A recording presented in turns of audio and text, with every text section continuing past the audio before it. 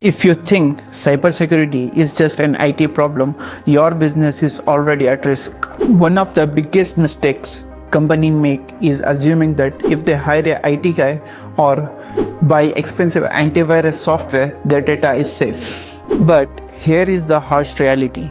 If top management doesn't actively lead the security strategy, the entire system will fail. Welcome back to our ISO 27001 masterclass. Today we are tackling clause 5, which is leadership. In this episode, I am going to explain exactly why the CEO cannot hide during a cybersecurity audit. I will break down what top management must do and exactly what documents and proof the auditor will demand from your executive team. So let's dive in. We start with clause 5.1, which is leadership and commitment. ISO 27001 explicitly requires top management to take ultimate accountability for the information security management system. You cannot just hand a budget to your IT department and walk away and say, keep us secure. Top management must ensure that the security goals actually align with your business goals. And let's clear up a massive myth right now.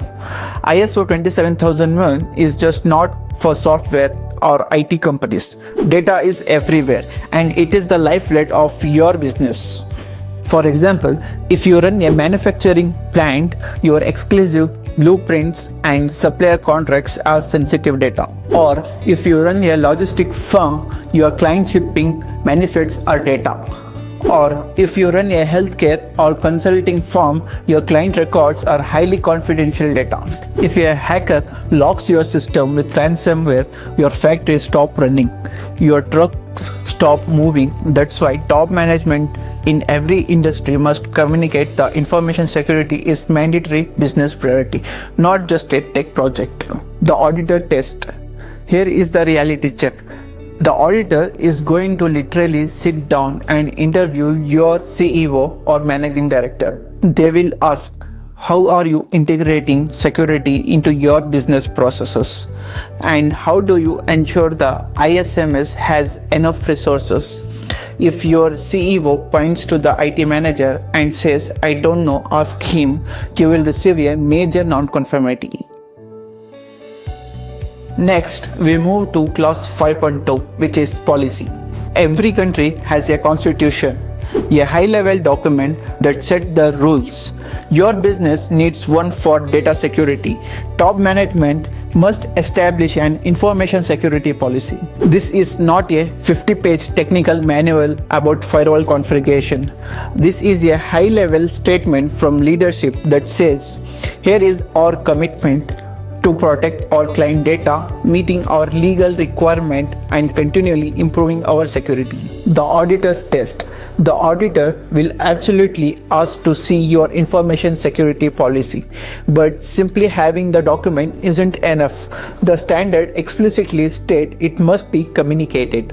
The auditor will walk out onto the floor, pick a random employee and ask, where is your information security policy? And what does it mean for your job? If your employees don't know it exists, you fail this clause. It must also be available to interested parties, which is why many companies publish a version of it on their public website.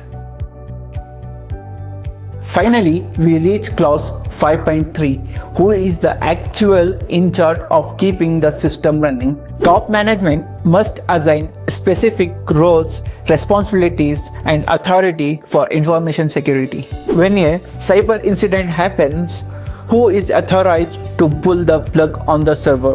Who is responsible for reporting the ISMS performance back to the board of directors? If everyone is responsible, then no one is responsible. The auditor will look for documented proof of these roles.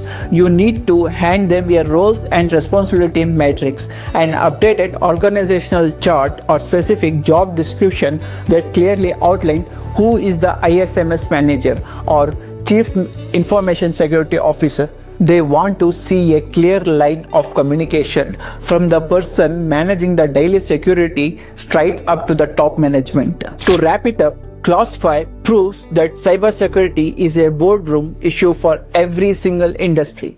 By taking active accountability, publishing a clear information security policy, and defining exact roles, top management builds a culture where data protection is everyone's job. In our next video, we are moving to Clause 6, which is planning, where we tackle the beating heart of ISO 27001, risk assessment and risk treatment. If your executive team is facing pressure from clients to prove your data is safe, my team at Popularcert is here to help you.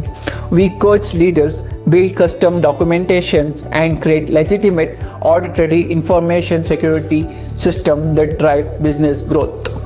Hit that like button, subscribe to the channel, and visit our website www.popularcert.com to book your free consultation today. Stay secure, and we will see you in Clause 6.